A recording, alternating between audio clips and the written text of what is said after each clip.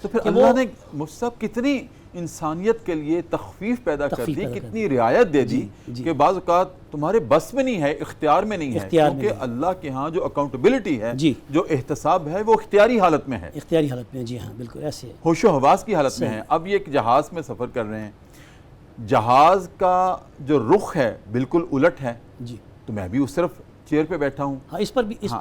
بڑا ایک اہم سوال اکثر پیشتر کیا جاتا ہے کہ کیا جہاز میں، ہوائی ایروپلین میں یا ریل میں یا گاڑی میں یا بس میں جب نماز کا وقت ہو جائے تو نماز کو ادا کرنے کے لیے کیا کیا جائے؟ اب اس وقت کیا حکم ہے؟ فرض نماز اور نوافل میں یہ فرق ہے، کیونکہ فرض کے لیے قیام اور اس کے لیے جہد کا ہونا شرط ہے، اور نفل عبادت کے لیے جہد کا اور قیام کا ہونا شرط نہیں ہے۔ یہی وجہ ہے کہ آپ صلی اللہ علیہ وسلم جب سواری پہ ہوتے تھے تو آپ نفل پڑھ لیا کرتے تھے، وہ نفل پڑھتے تھے، فرض نماز کے لیے آپ اترتے تھے۔ اب فرض نماز ایسی آ گئی کہ جس میں نماز کا وقت جا رہا ہے، مغرب کا وقت جا رہا ہے، اب ایسی حالت میں کیا کیا جائے؟ علماء نے لکھا ہے کہ ایسی صورت میں اگر یا تو وہ بس والا روکے، اگر وہ نہیں روک رہا تو پھر اسی حالت میں بیٹھے بیٹھے پڑھ لیں، لیکن وہ ادا تو آپ کی ایک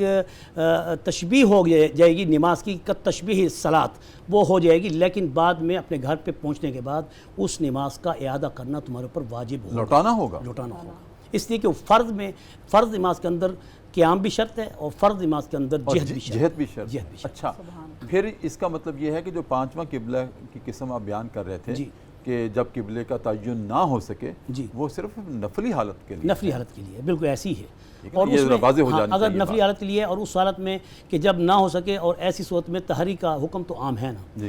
تحریک کا حکم تو عام ہے، نماز پڑھی جا سکتی ہے لیکن وہ تشبیہن ہوگی، نہیں وہ ہوگی، لیکن اس میں دو فرق ہیں۔ فرق یہ ہے کہ اگر ایک شخص جو ہے تحریک نہیں کر سکتا اور اس کے لیے وہ گاڑی بھی نہیں ہے، کوئی اور نہیں ہے، تو پھر تحریک جائز ہے،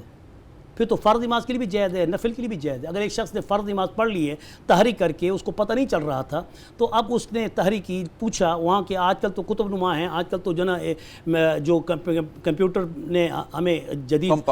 کمپاس دے دیے ہیں، اس کے ذریعے بھی دیکھے جا سکتے ہیں۔ اگر اس کے باوجود بھی اگر وہ غلط ثابت ہو جائے تو پھر اس کی نماز لوٹانا واجب نہیں ہے۔ یہ اس صورت میں جس صورت میں اس کی تحریک ہو چکی ہو۔ جب تحریک کے علاوہ بات ہے کہ قیام ہونا شرط ہے نماز کے لیے، تو اس میں یہ پھر اعتراض آئے گا کہ گاڑی میں یا سواری پہ یا پھر ایروپلین میں، اگر آپ دیکھیں ایروپلین کے اندر بھی آپ جہد کا بھی اہتمام کر سکتے ہیں، جہد کا بھی اہتمام کر سکتے ہیں، کھڑے ہونے کا بھی اہتمام کر سکتے ہیں، اس میں انسان کو چکر نہیں آتے، گر نہیں سکتا، مفتی صاحب ایک تو وہ کھڑے ہو کے نماز پڑھ سکتا ہے۔ ٹھیک ہے، لیکن یہ جو حالات و زمانہ کے اعتبار سے ٹھیک ہے، یہ جو تخفیفات ہیں ہمارے لیے، پھر وہ کدھر گئیں؟ تو تخفیفات ہے نا، تو اگر ایک شخص نے ایروپلین میں نماز شروع کی، نہیں ایروپلین میں کیسے ممکن ہے؟ ممکن ہے، میں نے خود نہیں ہے، سجدہ ممکن نہیں ہے، قیام کی جگہ بھی ہوتی ہے، ہم بیٹھ کے نماز پڑھتے ہیں، کیونکہ ہوائی جہاز جب چارہ ہوتا ہے تو اس وقت وہ اچھی خاصی ایک ڈیوریشن طے کرتا ہے۔ مفتی صاحب مجبوری کی حالت ہے، مجبوری کی حالت ہے، لیکن اضطراری کیفیت ہے، مجبوری کی حالت ہے۔ ہم تو عام طور پہ اپنی آج مساجد میں دیکھتے ہیں کہ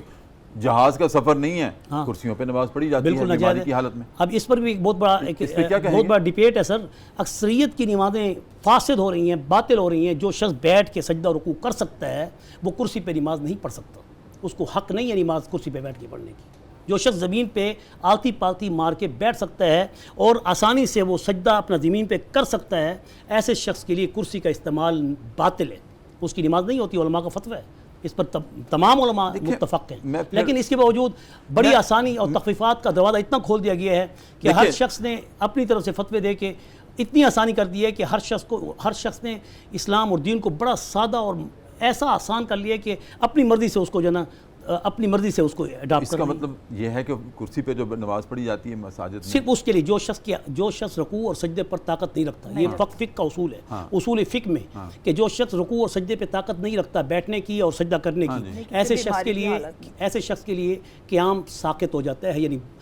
ختم ہو جاتا ہے، پھر وہ بیٹھ کر بھی ساری نماز پڑھنا چاہے تو پڑھ سکتا ہے۔ لیکن کرسیوں کا استعمال، لوگ ہیں کہ وہ قیام کھڑے ہو کر لیتے ہیں، جب سجدے کی باری کرسی پہ بیٹھ جاتے ہیں۔ ہاں، یہ بھی ایک قسم کا وہ ہے، چلو قیام کی صورت میں کھڑے ہو جاتے ہیں، لیکن اس میں صف بندی خراب ہو جاتی ہے، اور صف بندی کا حکم رسول اللہ صلی اللہ علیہ وسلم نے بڑے اہتمام سے کیا ہے۔ اس لیے علماء نے یہ فتویٰ دیا ہے کہ یہ ایک شخص اگر کھڑے ہو کے نماز پڑھ سکتا ہے لیکن بیٹھ کے رکوع و سجدہ نہیں کر سکتا، وہ پھر بھی بیٹھ کے نماز پڑھے، تاکہ صف کے اندر جو اتصال ہے اور جو برابری ہے جس کو حضور صلی اللہ علیہ وسلم نے نماز سے پہلے اہتمام کے ساتھ صفوں کو ٹھیک کرنے کا حکم کیا تھا، اس حکم کی خلاف ورزی ہو جائے گی۔ اس لیے اس شخص کو بیٹھ کے نماز پڑھنی چاہیے جو بیٹھ کے رکوع اور سجدہ نہیں کر سکتا، اس کے لیے حکم ہے۔ ہاں جو بیٹھ کے رکوع و سجدہ نہیں کر سکتا وہ بیٹھ کے نماز اشارتاً اس کے لیے آپ کھڑے ہونے کی ضرورت نہیں ہے۔ میں انہی تخفیفات کی تو بات کر رہا ہوں کہ حالات و زمانہ کے اعتبار سے یہ اس دین کے ہمارے دین کے احکام بدل جاتے ہیں۔ جی ہاں ایسے ہی ہے نا، جی اب پانی نہیں ملتا تو یمم کر لیں۔ جی بالکل، لیکن اب یہاں جو سوال یہ تھا نا کہ ریل میں اور خاص طور پہ ایروپلین میں کیونکہ کھڑے ہونے میں سر چکرانے کا خطرہ نہیں ہوتا، مفتی صاحب چلیں اس میں علماء نے یہ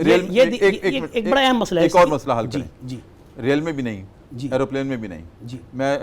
گاڑی پہ سفر کر رہا ہوں، جی آپ میرے ساتھ ہیں، جی ٹھیک ہے، مثال کے طور پر عرض کر رہا ہوں، اور ہم بیابان سے گزر رہے ہیں، جی عصر کا وقت ہو گیا، جی ہم نے گاڑی روکی، ہم نماز پڑھنا چاہتے ہیں، جی مسجد بھی کوئی نہیں ادھر، جی جنگل ہے، بیابان ہے، جی ہم اپنا رومال بچھاتے ہیں، نماز پڑھنا چاہتے ہیں، جی قبلہ رخ بتانے والا بھی کوئی نہیں، کمپاس بھی میرے پاس نہیں ہے، جی کیسے نماز پڑھیں؟ بالکل نماز ہوگی، اس کی جہاں جس طرف بھی کھڑے ہو کے وہ نماز پڑھے گا، اس کی نماز ادا ہوگی، وہ واجب الاعادہ بھی نہیں ہوگی اگر بعد میں اس کو پتہ چلے کہ میں نے قبلہ رخ نماز نہیں پڑھی، لیکن بتانے والا کوئی نہیں تھا، اپنی تحری سے اپنی عقل سے اس نے فیصلہ کر کے اللہ کے سامنے ہاتھ باندھ لی، اس کی نماز یہی پانچواں قبلہ ہے نا جو آپ کہہ رہے ہیں، یہی پانچواں قبلہ ہے نا جو آپ کہہ رہے ہیں کہ جب سمت کا تعین نہ ہو رہا ہو پھر اللہ نے تخفیف کر دی ہے کہ جس طرح منہ کر کے نماز پڑھو گے وہ ہو جائے گا۔ قیام کا حکم الگ ہے، اس کی شریعت الگ ہے، اس کے احکام الگ ہیں۔ ٹھیک جی